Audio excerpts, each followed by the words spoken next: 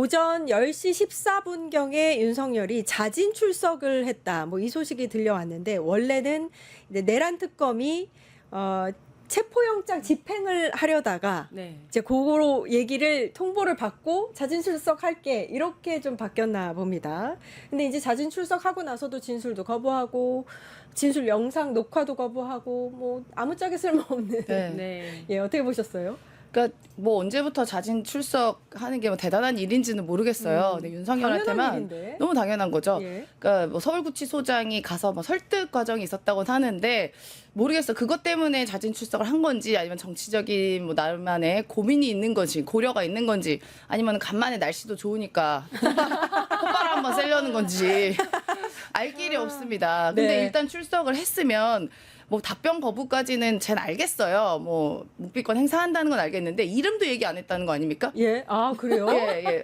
뭐 이름 어떻게 되십니까? 물어봐요. 통상적으로 다. 네네. 그게 뭐 아무리 윤석열 할아버지가 와도 물어보거든요. 예. 그럼 뭐 윤석열입니다 얘기해야 되는데 그것도 거부를 했다고 합니다. 아. 그래서 1시간 만에 그 모든 신문 재판이 끝나고 지금 또 휴식 중에 있다고 해요. 점심 먹는다고 하고서는 지금까지 조사 안 받고 있는 네, 겁니까? 또 휴식 중에 했는데 그냥 놀러 간 겁니다, 지금 이거. 그러니까 콧바람 쐬러 갔다는 게 제가 본 표현이 딱 틀린 표현 아닌 것 같아요. 구치소에서 좀 외출을 하고 싶었나 봅니다. 그러니까 일단 체포 영장이 발부된다고 하니까 얼른 자진 출석하겠다라고 예. 얘기를 한 거잖아요. 예. 그러니까 문의만 자진 출석인 건데 사실은 이 체포 영장 집행과 자진 출석의 차이점이 뭐냐면 가는 건 똑같은데 체포 영장이 집행이 되면 나 이제 그만하고 구치소 돌아갈래 하는데 못 돌아갑니다. 아. 근데 자진 출석을 하면 내가 자진해서 출석했기 때문에 나 이제 자진해서 퇴거하겠다. 이게 가능하거든요.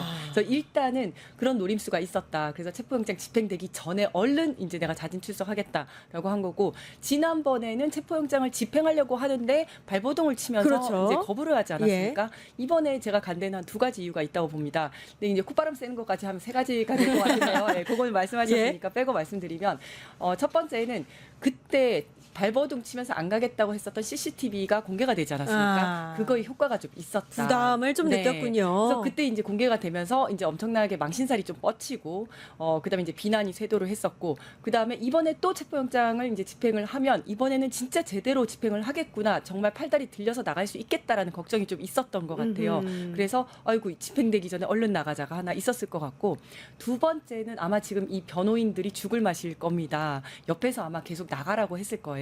왜냐하면 지금 이제 특검에서 수사하는 얘기를 비록 거기 가서 아무 말도 하지 않더라도 진술을 거부하더라도 특검에서 어떤 질문을 하는지를 들어야지 수사의 방향이 어떤지 특검에서 어떤 증거를 갖고 있는지를 알 수가 있거든요. 근데 그냥 윤석열 아예 안 가고 있는 거예요. 그래서 옆에 있는 변호인들, 변호인이 아직 선임이 안 된 것 같은데 어쨌든 그 변호인들이나 옆에 있는 사람들이 그러면 안 된다. 이런 식으로 해서 한 번도 이제 특검이 가지고 있는 무기를 전혀 모른 채 기소가 돼버리면 공판을 전혀 준비를 할 수가 없어요. 그래서 일단 가서 질문이라도 좀 듣고 오셔라. 약간 이런 의도가 아니었을까 그런 생각이 듭니다. 그 외환 혐의 관련 변호인이 선임되지 않은 거죠. 네, 아직 선임이 안 됐어요. 예. 오늘 이 자진 출석을 한 윤석열이 이 체포영장 집행이라든지 이 조사 관련해서 또 위법성을 주장을 했다고 하더라고요.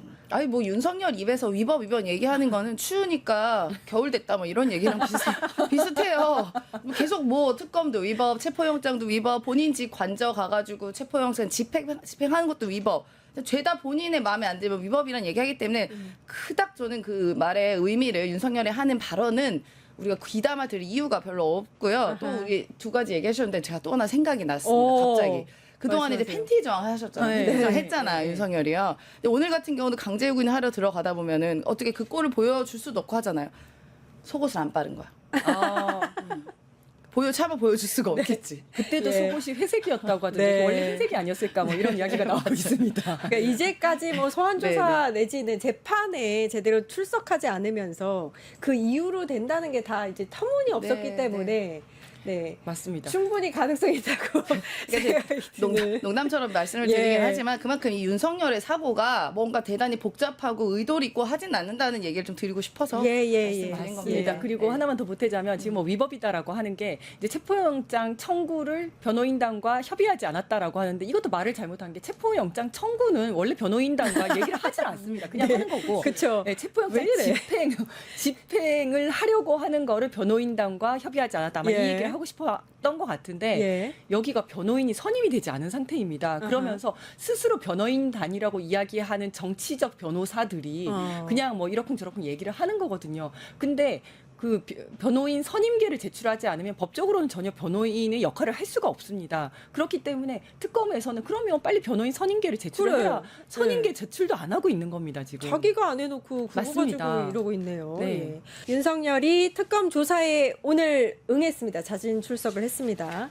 체포영장 집행을 통보를 하니까 얼른 세수하고 나왔다고 합니다. 지난 7월 이후 3개월 만에 나온 거라는데 뭐 이런 얘기도 있어요, 에디터님. 내란 특검에 대해서는 윤석열이 김건희 특검과는 달리 좀 말을 듣는 거 아니냐? 뭐 이런 해석도 하더라고요.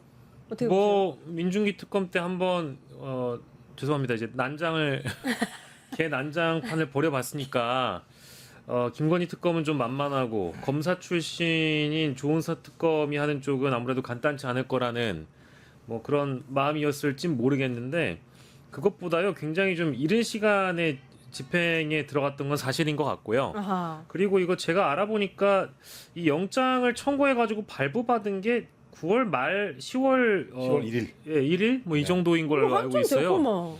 집행 기간이 17일까지가 만료라 가지고 예, 그 전에 이거 집행해야 돼서 사실은 서울구치소 쪽에 연휴 끝나고 나서 그 나머지 3일 중에 하루 빼가지고 이거 집행해달라라고 이미 요청을 한 상황이었어요. 미리 얘기를 했군요. 미리 다 구치소 쪽이랑 얘기가 돼 있었던 상황이어서 뭐 굳이 그 영장 집행에 대해서 우리가 연휴 끝나면 당신 저기 영장 집행할 겁니다라고 미리 알려주는 법이 없잖아요. 당연히 체포 영장이든 압색 영장이든 다 긴급성을 요하는 것이기 때문에 긴급성, 시급성, 밀행성이 원칙이라 뭐 세수도 못한 채로 끌려 나오는 게 당연한 것이죠. 근데 뭐 어쨌든 본인도 속옷바람에 그런 촌극을 또 벌이고 싶지 않았는지는 모르겠지만 오늘 좀 순순히 나온 것 같고 또 한편으로는 뭐 그런 얘기 하시는 분들도 있어요. 뭐 오늘 새벽에 박성재 장관 영장 기각되니까 이때다 싶어가지고 뭐 특검 한번 골려보러 나가는 거냐.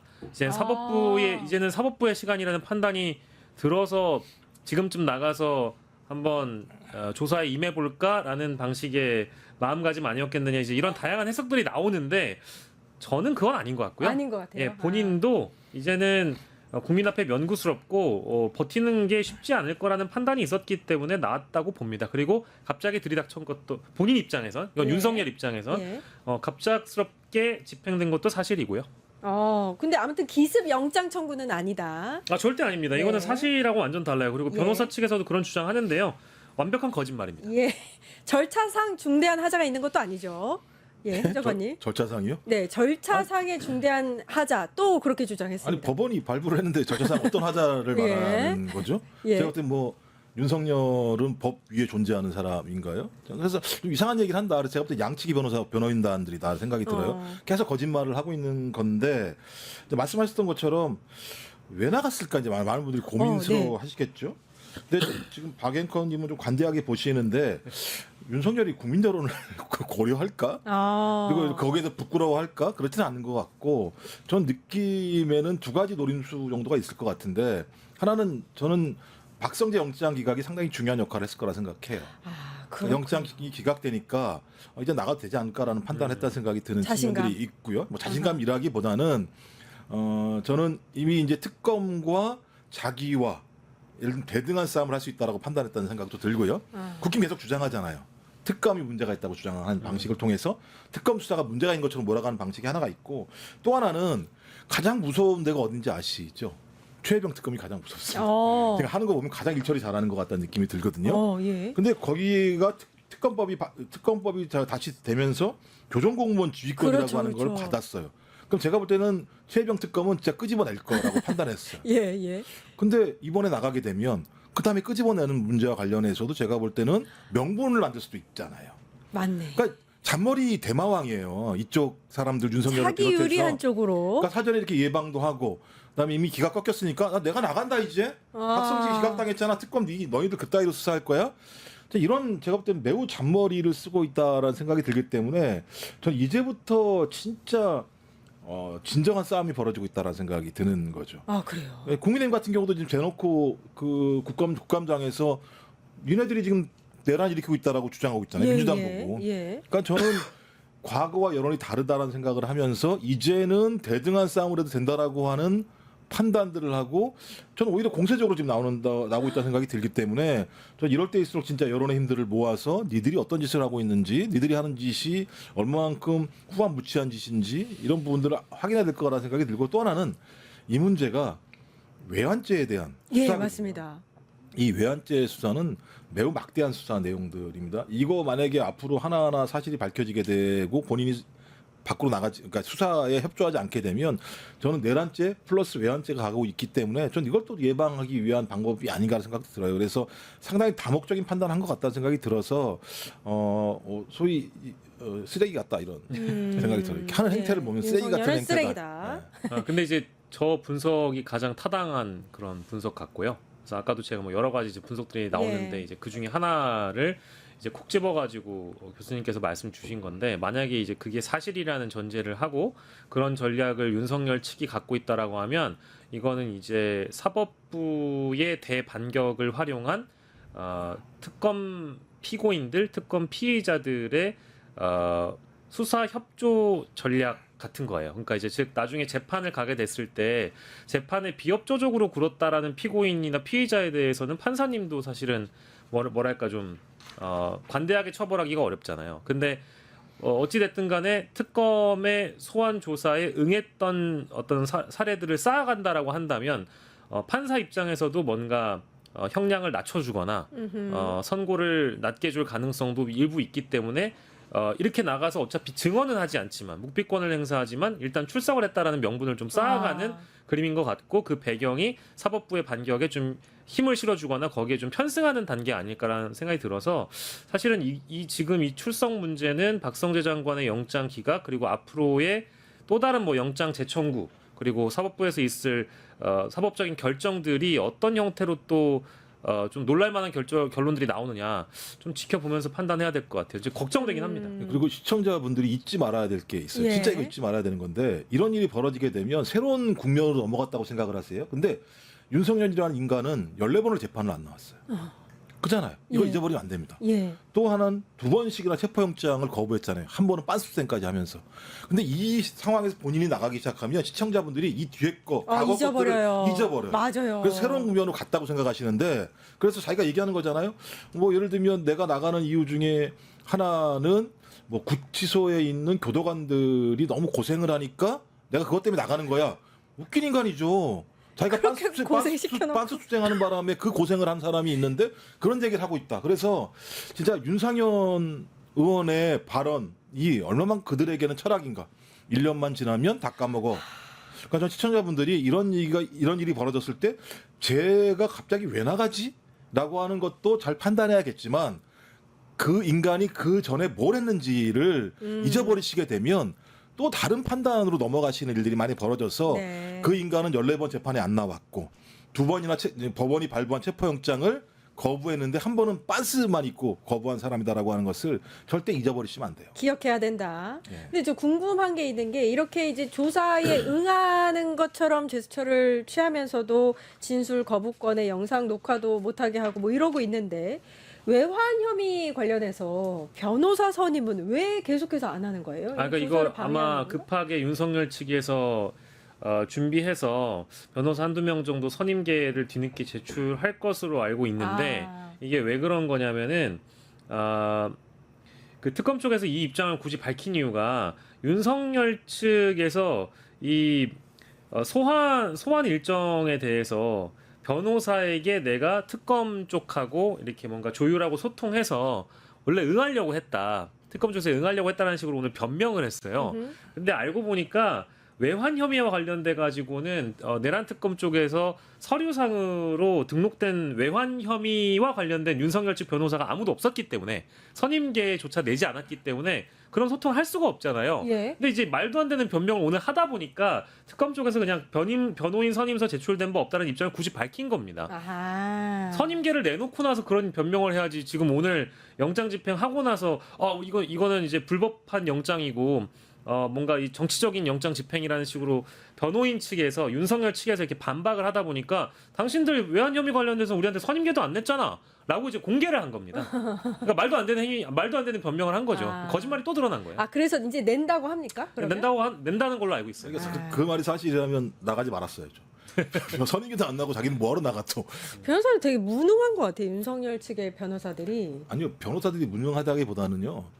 윤석열과 김건희가 말을 안 듣는 거죠. 아, 말을 안 듣나요? 네, 그리고 제가 볼 때인데 여러 가지 판단들을 하는 것 같아요. 그러니까 지금은 재판과 관련해서 수사, 그다음에 재판 절차를 따르는 게 아니라 대부분 정치화시키고 있어요. 그러니까 이건 사법적인 절차가 아니라 정치적인 쟁투라고 생각하는 거예요. 그래서 그 프레임을 계속 짜는 거거든요. 그러니까 저희들이 이걸 막 섞어버리게 되면 어느 순간 국민들이 편이 갈라지게 되는 상황. 아, 예. 그러니까 상식적으로 저자들이 위법적인 내란 행위를 저질렀고 더 중요한 건 외환죄는 어떤 죄입니까? 외국에 있는 자들을 데리고 와서 예. 소위 일종의 폭동 같은 것이 벌어질 수 있도록 전쟁이 벌어질 수 있도록 하는 행위잖아요. 예. 그러면 전쟁이 벌어지면 어떤 일이 벌어집니까? 국민의 생명을 앗아가고 재산을 파괴하고 국토를 파괴하는 일이 벌어지는 매우 중대한 사건인데 이 사건을 왜 벌이려고 했는가? 자기의 장기 집권을 위해서 하려고 했던 행위잖아요. 예. 그러니까 이건 대단히 큰 사건입니다. 내란도 대단히 큰 사건입니다만 외환이라고 얘기하는 건 우리 서울 이북 지역에 있는 분들 같은 경우는 거의 공포스러운 대목인 거예요. 그러니까 여의도 국회에서 헬기가 날아다니고 장갑차가 들이닥치고 이런 문제들도 국민들이 놀랄 일이지만 평양 상공에다가 드론 계속 올려보내고 그다음에 거기에와 관련해서 원점 타격 얘기가 나오고 그래서 거기에 대해서 북한이 반응을 했을 때 저는 휴전선 인근 지역 같은 경우 초토화되는 상황이거든요. 그럼 이게 전면전으로 갈지도 몰라요. 전면전으로 안 간다고 하더라도 국지전이 벌어지게 되면 매우 비상적인 상황이 벌어지는 사태입니다. 근데 그 내용 자체가 지금 많이 밝혀지고 있는데 수사는 지금 진척이 안 된 거거든요. 실제적으로. 전 그래서 이제 초입이다라는 생각이 들어서 저는 또 오늘부터 또 다른 어떤 수사 문제와 관련해서 대단히 중대한 내용들이 계속 밖으로 나올 거다. 외환죄가 만약에 지금까지 나온 내용들이 하나하나 사실로 밝혀지게 되면 저는 국민들이 더 경악스러워하시지 않을까 생각이 들어요. 이 부분 관련해서는. 브라더님이 천박스런 윤석열 패거리들 국짐 정신 못 차립니다. 버려야 됩니다. JJSS님은 윤석열아 거부권 계속해. 그래도 거부를 한다 한들 너희의 죄가 없어지진 않잖아. 혜지님께서 진짜 저 윤석열 쫄보인 건지 겁쟁이인 건지라고 하셨습니다. 쫄보 겁쟁이 윤석열이 13일에 늦은 추석 인사를 또 굳이 냈어요. 변호인을 통해서 배희철 변호사가 윤석열의 그 추석 연휴 말씀을 전합니다라는 제목으로 해서 냈는데 방점이 기도에 찍혀 있네요. 기도? 이것도 뭔가 의도가 있나요? 서바이벌이 아니고요. 기도에 찍혀 있습니다. 기도. 뭐라고 했냐면 이 1.8평의 독방이 감옥이 아닌 기도의 장소다. 저희가 준비한 자료 화면에 있는데 요거 보고 나서 얘기 좀 나눠볼게요. 이상한 거 아니야. 아무 생각해도. 예. 윤석열 대통령님의 추석 연휴 말씀을 전합니다. 긴 추석 연휴, 운동도 이거 1회밖에 허락되지 않은 1.8평의 독방. 하지만 감옥이라는 생각보다 기도의 장소를 허락하심에 감사하며 연휴 내내 여러분이 보내주신 편지와 성경을 읽고 묵상하며 기도했습니다. 눈물로 써주신 편지들, 이름 모를 중보의 기도들, 그 모든 것이 제 힘이요 방패가 됩니다. 국민 여러분께 깊이 감사드립니다. 주의 말씀이 내 길의 빛이나이다 라는 시편의 말씀이 어둠을 밝혔습니다. 특히 미래 세대인 청년들이 꿈과 희망을 놓지 않도록 역사의 주관자이신 하나님과 주 예수 그리스도께 간절히 기도했습니다. 진실과 공의 그리고 믿음으로 이 땅이 다시 일어서기를 국민 여러분을 위해 자유대한민국을 위해 기도합니다. 2025년 10월 13일 윤석열 대통령님 접견 중 말씀을 전합니다. 왜 저렇게 그 기도의 방점을 찍은 네. 추석 인사를 했을까요? 뭐 이제 하나님이나 예수님도 사실은 저런 모습을 굉장히 위선적이라고 생각을 하실 매우 것 같고요. 싫어할 겁니다. 네, 저도 이제 천주교인인데요. 예, 하나님이나 예수님이 저렇게 위선적인 인간들 되게 싫어하십니다. 근데 하나님이 두 분이 계신 거 아니에요? 이제 그냥 뭐 그럴 수도 있을 것 같아요. 근데 한 아니 말까 한 얼마 전까지 그러네요. 한학자. 한학자일 수도 있죠. 얼마 전까지 손바닥에 왕자 쓰고 건진이니 뭐 무슨 무속이니 별의별 거든 다 갖다 들여가지고 흉측한 대통령실 뭐 관저 뭐 다 온갖 무슨 뭐 오방이니 뭐니 이런 의혹들이 연루됐던 사람인데 이제는 감옥에 들어가서 독실한 크리스찬 행세를 하고 있는 거 아니겠습니까? 근데 이거는 저희가 뭐 알뜰살뜰히 비평할 만한 가치는 있는 주제는 저는 아니라고 보고요. 그냥 놀고 있다라는 그런 말씀 좀 드리고 싶고 웃기고 자빠졌다 이제 이렇게 두 번 정도 강조하고 싶은데 자빠졌으면 좋겠어요. 예, 근데 중요한 거는 네. 웃고 넘어가지 못할 부분은 예. 제가 이거 얼마 전에도 뭐 여기에서도 얼마 전에 얘기했던 것 같은데 이런 식으로 계속 그 극우 개신교의 구애 작업을 감옥 내에서는 계속 할 겁니다. 저런 모습들을 여러 차례 언론에 태우길 바랄 거예요. 노출시킬 겁니다. 왜냐하면 이게 전 세계적인 트렌드가 뭐 미국으로부터 지금 뭐 출발되어 온 복음주의 개신교, 특히 이제 마가 세력들이 대부분 극우 개신교를 기반으로 하고 있어요. 국내도 마찬가지죠. 그러다 보니까 자신의 목적은 법정 최고형의 구형 뭐 내지는 선고 사형이 아니라 지금 사면에 꽂혀 있는 거거든요. 예. 그래서 나중에라도 언젠가 정치적인 기회가 있을 때 자신을 여전히 그 외부에서 지지하는 극우 멸공 용공 개신교들을 세력을 기반으로 해서 윤 어게인을 외치는 그들의 세력이라도 한 줌이라도 뭉쳐서 전환길 같은 사람들을 선봉장으로 앞세워서 자신의 사면에 대한 목소리를 높이려면 지금 이제 사전 밑작업 같은 걸 하는 겁니다. 그래서 지금 이번 주에도 혐중 집회 내지는 윤 어게인 집회가 계속 열리거든요. 전국 각지에서 열리고 이번엔 또 이태원에서 열리고 막 이래요. 명동에서 불어하니까 이태원으로 간다는 거예요. 그러니까 이런 것들을 다 알고 이런 메시지 내는 거기 때문에 가짜 개신교라고 저는 가짜 개인적으로 개신교. 보죠. 개신교를 악용하는 거라고 봅니다. 그러니까요. 저거 보고 나서 개신교인들이 사실 기분 나빠해야 합니다. 법사위 국정감사에서요. 네. 어제 김현우 전 구치소장이 나왔어요. 윤석열 수용관리계획서, 그러니까 윤석열한테 특혜를 주는 계획서를 본인이 결재했다 이렇게 시인을 했습니다. 요거는 어떻게 보셨어요? 자기가 했으니까 시인을 할 수밖에 없었겠죠. 그러니까 예. 이 문제는 되게 중요한 게, 그러니까 지금 왜 이렇게 내란 문장을 아까도 말씀드렸습니다만 국민의힘도 저렇게 예를 들면 당당하게 얘기를 할까? 저는 12월 3일 이전에도 마찬가지입니다. 12월 3일 이후에도 내란 세력 알박기를 했다라고 확인되는 게 서울구치소장 같은 사람이에요. 2월 달에 제가 발령 난 거로 알고 있거든요. 그러니까 2월 달에 발령을 냈을 때는 이 사람이 적어도 우리 내란 세력도 내란 우두머리에 종이 돼서 여러 가지 역할을 할 수 있을 것이라는 판단이 드니까 그 사람을 임명했다라고 저희 추정해 볼 수 있는 건데 예. 결론적으로 추정한 대로 다 한 거잖아요. 말한 것처럼 체포영장이 발부됐을 때도 마찬가지입니다만 보호장비 같은 거 체크하지 마라고 본인이 지시 내린 것에 사인을 했다라고 얘기하는 건 구치소장이 그 우리나라의 사법부의 체포영장이라고 하는 합법적인 내용들을 막고 내란 수계를 도와주기 위한 행위를 했다라는 거잖아요. 그러니까 예. 정반대가 되는 상황들을 본인 입으로 시인을 하고요. 직접 얘기를 한 거기 때문에 그럼 이런 사람이 그러니까 지금은 다른 데로 안양에 옮겼습니다만 있습니다. 예. 이런 사람이 서울구치소에만 있겠습니까? 도초에 지금 존재하고 있겠죠. 그러니까 지금은 어떤 일이 벌어지고 있냐면 내란 세력을 빠르게 단죄하거나 구속시키지 않게 되면 지속적인 증거 인멸과 입맞추기가 벌어진다는 사실들이 다 확인되고 있는 거거든요. 근데 지금 사법부는 박성재 법무부 장관 구속영장 기각시켜 버리잖아요. 예. 그러면 나와서 뭘 하겠습니까, 박성재가? 증거인멸. 증거를 인멸하거나 입을 예. 맞추거나 하는 행위를 할 수밖에 없는 거죠. 그리고 밖에 나와 있는 아직까지 수사를 받고 있는 사람들 입장에서는 그래, 박성재 안 들어갔는데 나도 그럼 안 들어가지 않겠어? 예. 버티지 않겠습니까? 이 얘기 뭐예요? 사법부의 행위 하나가 내란 세력의 네트워크를 훨씬 더 강화시키고 증거인멸의 폭을 넓히게 되는 상황들을 지금 용인하고 있는데 이 사법부 행위가 지금만 확인할 수 있는 게 아니라 쥐기현과 조이도록 해서 연결된다라고 하는 모습들을 보면서 지금은 우리가 그러니까 국민 주권을 지키려고 하는 국민과 그 반대편에 있는 소위 내란 세력, 그다음에 기득권 극우 보수 카르텔과의 전쟁을 벌이지 않으면 이 사태는 계속 갈 수 있다. 그러면 영구적인 내부의 싸움이 앞으로도 계속 벌어질 수 있다라는 측면이 꽤 있기 때문에 저는 이런 사람들, 그러니까 김현우 같은 사람들, 이런 범죄 행위들을 명확하게 밝혀내고, 이거 국회가 밝혀낸 거잖아요. 예. 아마 그 장경태 맞습니다. 의원이 계속 질문을 하니까 끝내 얘기했던 것처럼 이런 얘기가 벌어지게 되면 저희 검찰 수사기관이나 사법부가 명확하게 그 사람들에 대해서 수사한 내용들로 기소하거나 구속영장을 발부하면 그걸 갖다 청구하면 발부를 해줘야 돼요. 이게 안 되게 되면 수사기관도 제대로 수사를 하기가 되게 어려워요. 왜?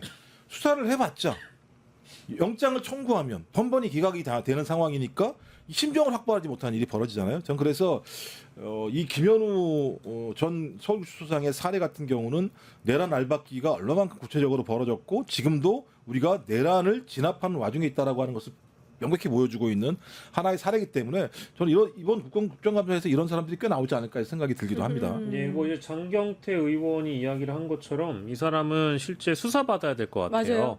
그리고 이제 뭐 황제 접견뿐만 아니라 황제 수감 생활이 다 이미 보도가 되지 않았습니까?